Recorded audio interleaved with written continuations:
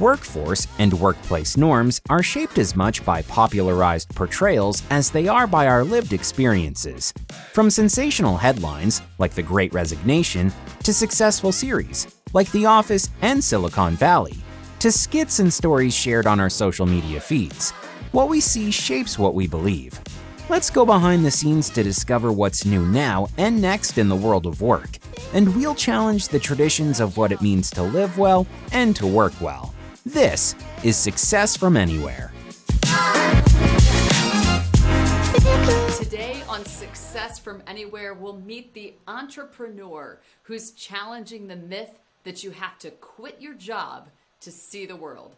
Please welcome to the show founder of the Travel Coach Network and author of the book, Hey You, Just Go.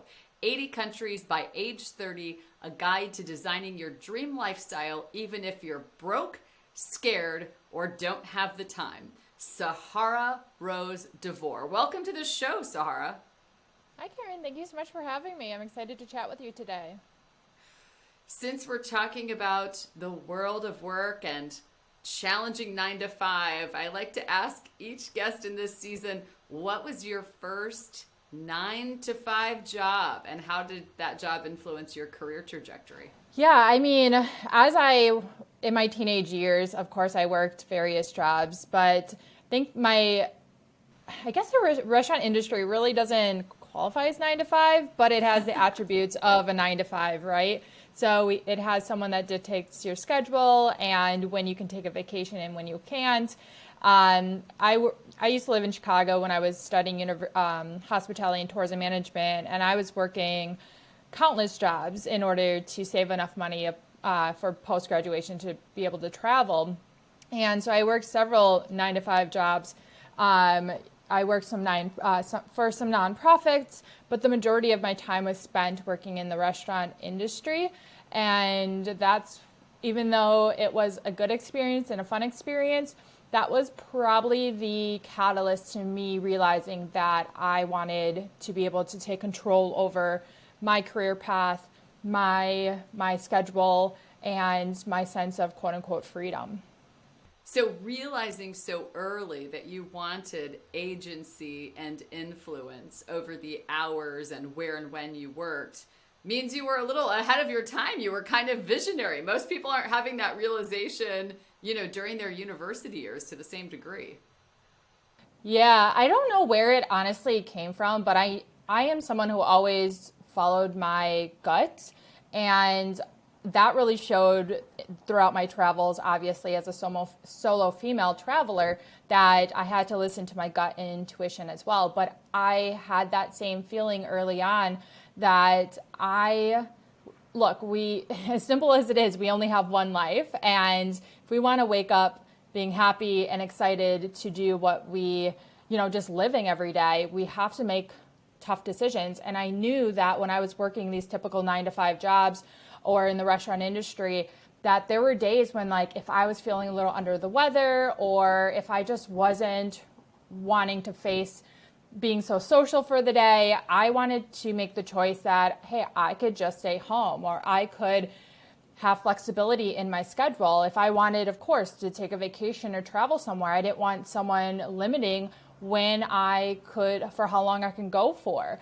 I wanted to make my own decisions in all of that. And as I was working various jobs and the older I got, I realized that, I'm not going to settle for something that just to have a job. I want to be able to make sure that I'm enjoying what I'm doing every day.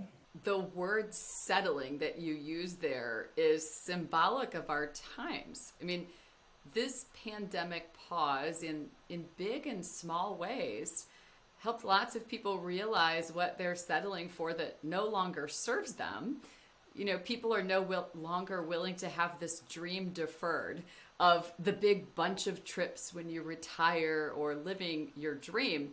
And what fascinates me about your career path is that you do a job called a certified transformational coach and a wellness travel coach.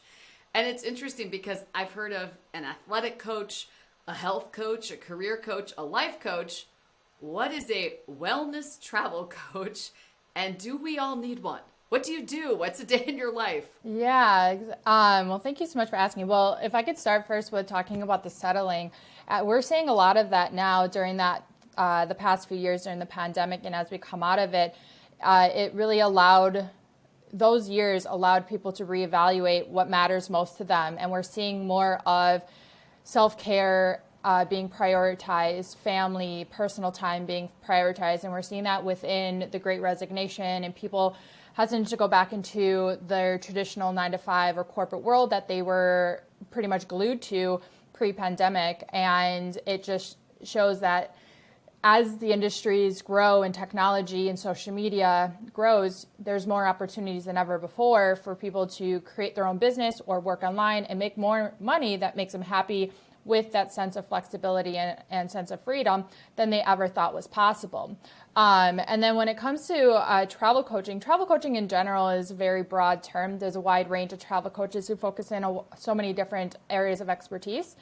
But me, myself, as a wellness travel coach, I knew that travel is healing for all of us in such a diverse way.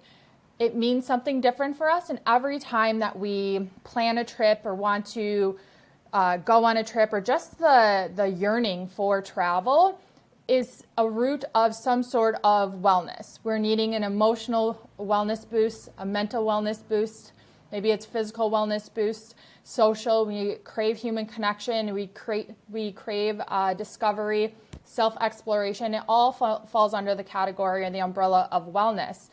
And that's really what I do as a wellness travel coach, because the wellness travel industry, tourism industry, is built upon the spa industry. So if you were to Google wellness travel or a wellness travel vacation, you'll see a lot of wellness centers, yoga retreats, 5-star hotels with luxury spas, great fitness centers, and everything else under those categories. But wellness or travel is wellness, and wellness is travel, and we're seeing a lot more types of experience and types of wellness in a travel experience. It's a lot of transformation, a lot of self-healing, a lot of multi-generational healing as well. So when I was interested in becoming a travel coach and I started my business and I wanted to focus in wellness, I took a look at how travel was benefiting me. I've always been someone who struggled with pretty bad anxiety. I had bouts of depression coming out of university. At 22 years old, I didn't know who I was, what I wanted out of life, who I wanted to be, what kind of life I wanted, as many young 22-year-olds don't know. And I didn't realize just how beneficial travel would be for me until I booked that one-way ticket to Europe and started my backpacking journey that wound up being over a decade of traveling solo. And I got to learn and hear about why others turn to travel. And I hear the stories of to heal from a divorce, to heal from or to cope with the loss of a loved one or a child or a pet, to build their connection with their partner and their spouse, to find themselves again in this new journey of life, whatever it might be. All of that is under the umbrella of wellness. So I always found it interesting that the wellness tourism industry was very structured in its wellness experiences. When I said, if we take a look at travelers themselves, why they really travel all has to the roots of wellness also. So I educate and work with companies and platforms to diversify wellness travel experiences. And let's talk more about this. I mean, someone listening might confuse what you're doing with being a travel agent. And yet, as I understand it, you don't necessarily plan itineraries or bookings. So what would a travel coaching session with you look like? What are some of these activities? Give us an example. Maybe you coach me right here on the show. Briefly, how would it work? Yeah, well, one thing honestly about travel coaching is that just like the travel industry, I like to break barriers of definitions. Coaching doesn't also have to be one-on-one or group coaching. I myself don't personally work one-on-one. What I do is on a grander scale, and I develop programs and trainings, education sessions for anyone in charge of the travelers, so HR, travel managers, the business travelers themselves, for company education resources. So I do a different approach to travel coaching or traditional coaching, but there are many travel coaches who do work one-on-one with people. I always wanted to make a bigger difference or make a bigger impact in a bigger way, and that's why I chose to work with companies themselves. And employers are more focused than ever on employee wellness, and they're trying to get creative about what are the benefits that you can offer. And for those listening, I mean, this isn't just the idea of a university student who went backpacking and just wants to keep traveling. I mean, your program is legitimately certified and part of International Coaching Federation, and it makes it possible for you to do work with employers and organizations. So tell us more about some of the programs you do for employers to benefit their employees. What do some of those examples look like? Yeah, well, the Travel Coach Certification Program, the ICF accredited, International Coach Federation accredited program, is for travel coaches themselves. But what I do is I create programs for, like I said, companies, HR, travel managers. And what those look like is having them take a look at their travel policies, their vacation perks and incentives for their employees. What are their corporate wellness programs look like, and do they embody anything centered around travel? And when I talk about travel, it's not necessarily just the vacation part of it. There's many aspects and elements of travel that I talk about. Of course, when it comes to the vacation aspect, there's the traditional vacation. How are you supporting your employees on using their vacation days? How are you encouraging them? What kind of support do they have on the planning process? Is there anyone that you supplied them with, or what kind of tools do you have for them? Because let's face it, we're not all avid travelers. We don't all travel to 84 countries. And therefore, travel can be overwhelming, intimidating, and the thought could be it's too expensive. So companies have to prioritize providing the right support. There's a study that the U.S. Travel Association did back in 2016 or 17 called Project Time Off. And it's a really great resource. And what they were talking about is part of it was why people, especially in the U.S., were not using their vacation days or using them appropriately. So meaning not just staying home and not just continuing to work. And some of the things that the employees reported was that they didn't feel like their managers wanted them to take their vacations. They didn't feel that, they didn't even know how many days they could take off. They didn't know how many days rolled over from last year. They didn't have the support to talk about their vacation. They thought that they would be out of the running of a promotion, or that their job would be compromised if they did take their vacation. And when I think about that and I say that, it really just makes me laugh and blows my mind, because we all need time to ourselves sometimes, and travel is such a healing aspect in our lives. And so one is talking about the support centered around vacation policies, but the other is also things like sabbaticals. We're hearing more about remote work. What kind of opportunities and flexibility are there for employees? Volunteering abroad is quite common also. Traveling with their family, what kind of support do families get for travel vacations, or single moms, or even the corporate leaders who may not take advantage of using their vacation? There's just a lot of research out there that talks about the mental, physical, and overall wellness benefits of travel on those who work in the workplace. And the idea that the information is not being implemented or amplified really is a disservice to the corporate world. Did you know that 68% of workers say a hybrid workplace is their preference? Make hybrid work for everyone with Robin. Robin is the industry-leading flexible workplace platform for connecting people with rooms, desks, and each other. We've helped companies like Peloton, Toyota, and Hulu build better workplace experiences. Plus, we integrate with the tools you already know and love. To learn more about how we make flexible work a reality, visit www.robinpowered.com. You highlighted a couple important steps. I mean, as employers, if we're focused on making sure our employees are living well and working well, part of that is making sure they're taking time to refresh. You were talking about statistics. I just read a study that Qualtrics came out with that said only about 27% of U.S. employees used all of their allotted paid time off in 2021. So the struggle is real. How do we change the conversation in the workplace and normalize this behavior of truly unplugging and taking a pause? What's that going to take from your point of view? Yeah, I think that employees really need to speak up.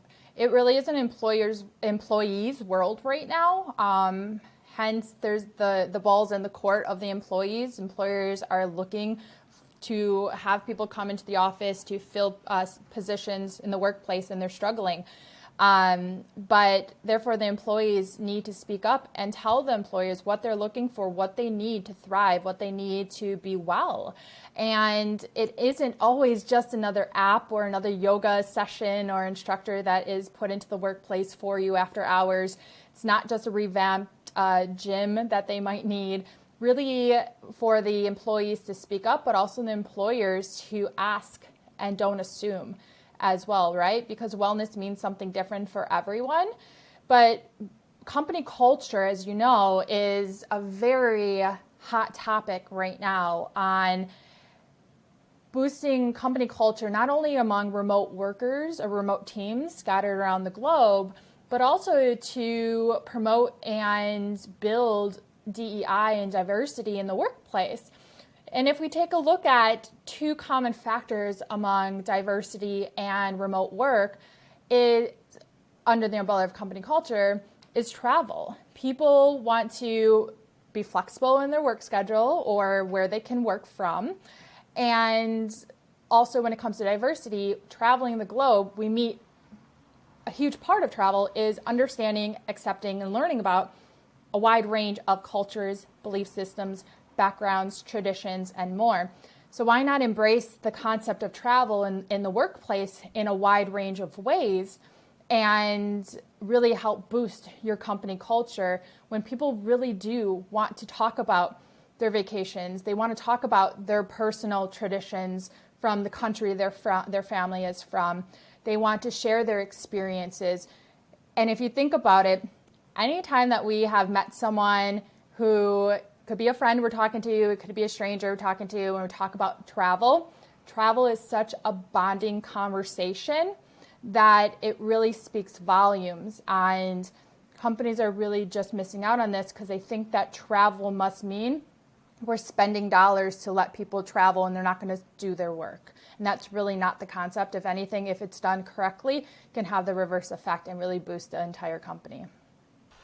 I hadn't thought about travel as a strategy companies could use when you're thinking about diversity, equity, inclusion, and belonging. And I mean, I call to mind some of my own experiences. I certainly haven't been to the same number of countries you have, and yet I spent a period of time living in Peru, South America. And what I learned from that immersive experience was invaluable. And prior to the pandemic at Salesforce, we offered these volunteering options of being able to go places and do everything from help study and clean up water in the Galapagos Islands to, elephant habitats. I mean, every kind of version. And travel as a common denominator and a common language fascinates me because it does remind us that we have more in common than what we have as different. And when you and I met for our Authority Magazine interview, you made what I thought was a bold prediction. Travel will become a key element in every corporate wellness program. And my question to you is, how do you coach companies to get started, right? Because somebody listening is like, that sounds great, but it's expensive. We have other priorities. I mean, what are some small steps that every employer could take to start looking in this direction of travel as a wellness benefit or travel as inherent to your diversity, equity, and inclusion strategy? Yeah, I mean, that's a really great question. When it comes to it's too expensive or we have other things that are priority, wellness is top of priority. If you don't have employees who know that you care about their well-being, employees will not be in your workplace. And also, if you're not caring about the well-being of your employees, they're not going to be productive and creative and as efficient as you would like them to be, right? So everyone should be prioritizing well-being. The whole culture of the workplace and people ourselves is completely shifting, and travel is a common denominator in all of that too. So a couple first steps would be, one is to have someone in charge of that, and that's what I am for. That's what I do. I am the expert in it, and everyone is wearing multiple hats in companies these days. As they try to get people back to the workplace, they're trying to reorganize what their company structure looks like and moving forward and making up for the last couple years. But I'm someone who thinks in the future. So of course you can't just think about what you're doing right now. What does it look like long term? And also, it's those companies that are thinking long term when it comes to the well-being and the needs of employees are going to be the ones who are thriving in the future, because we're not going back in time.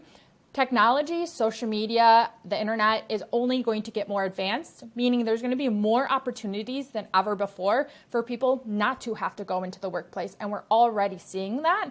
So where do you think the future is going to lead?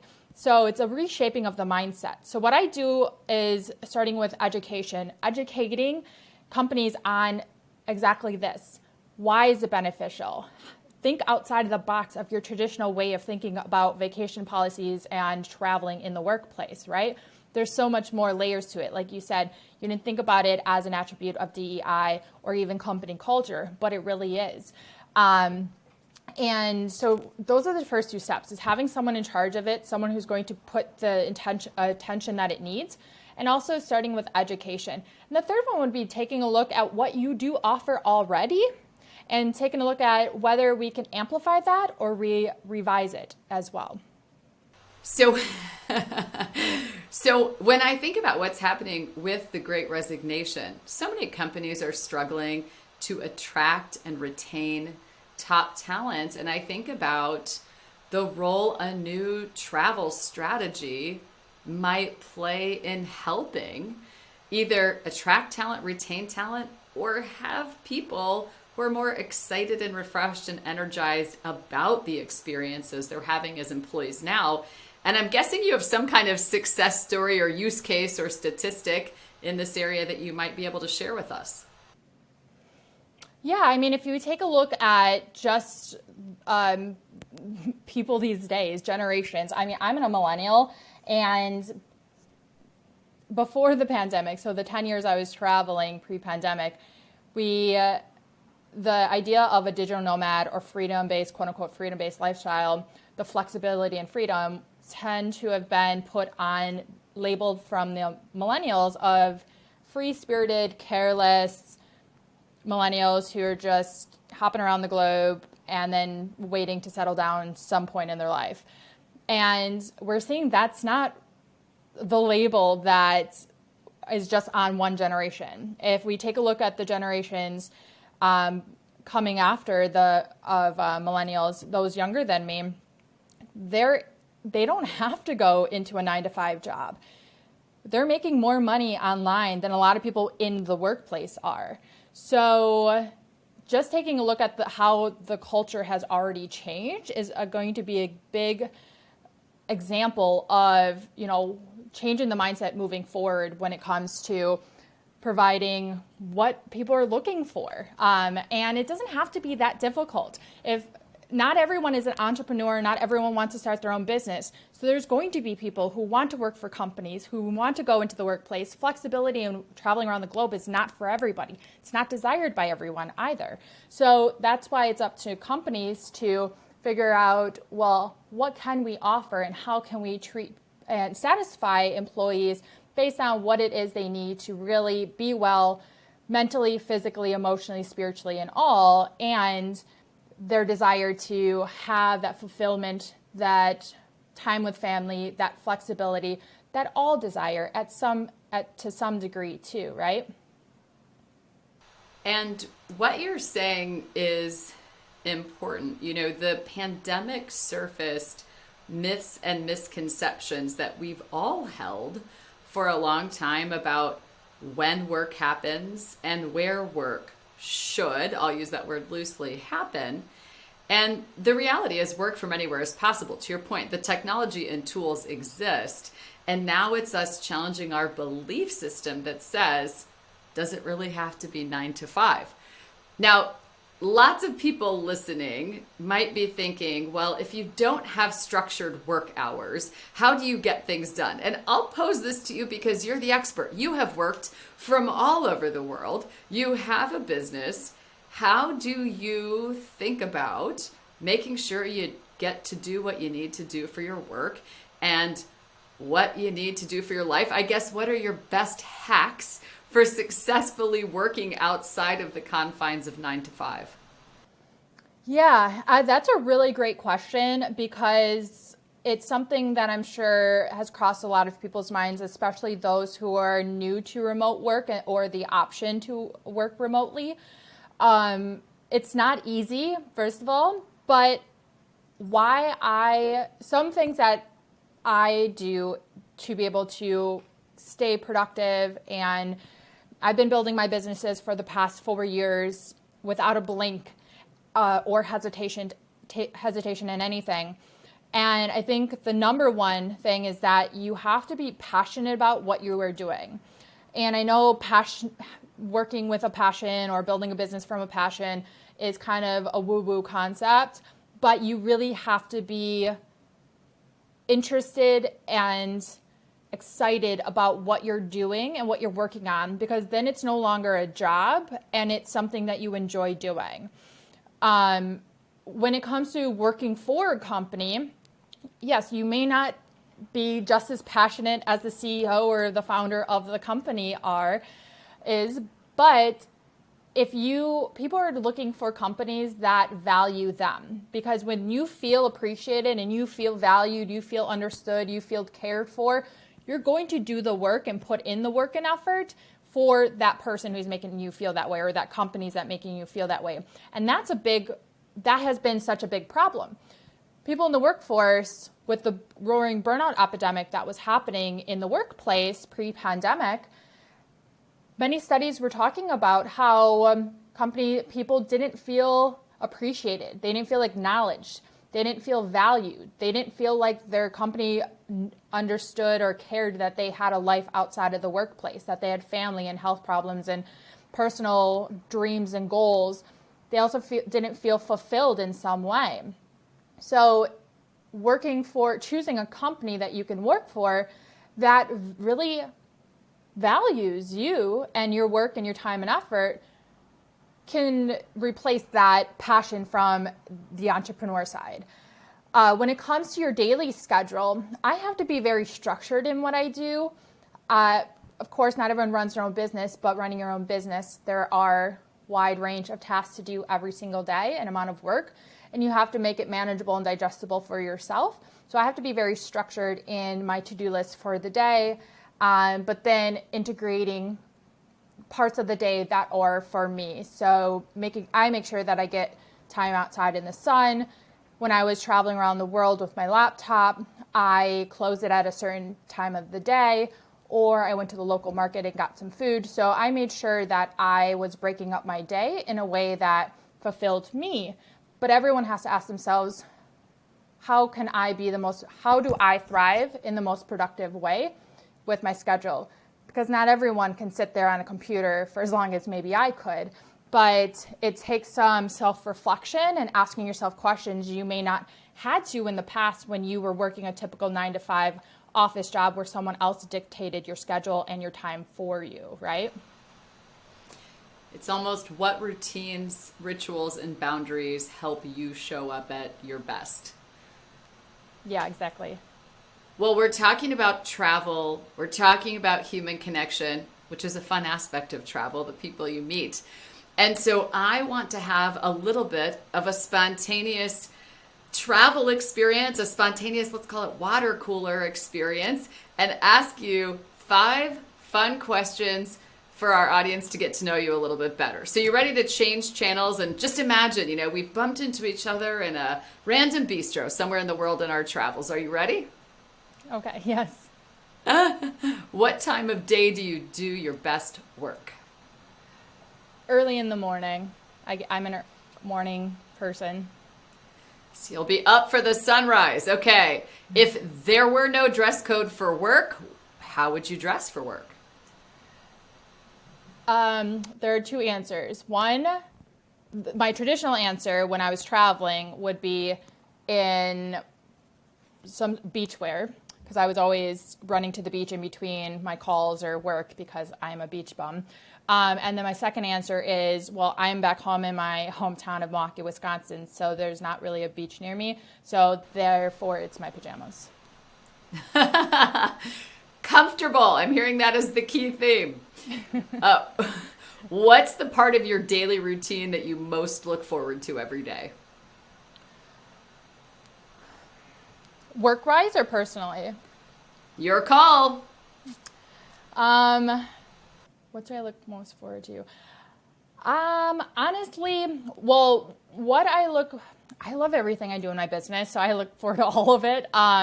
I really like when I get to tune in with members of my travel coach network and help them as much as I can. The other part of the day that is a more personal side that I really look forward to, honestly, is dinner time, because then I sit down with my meal in front of some reality TV and watch that with my fiance and my dog. Guilty pleasures. I love it. If you could have any job in the world, what would you do? Honestly, I'd be doing what I'm doing now.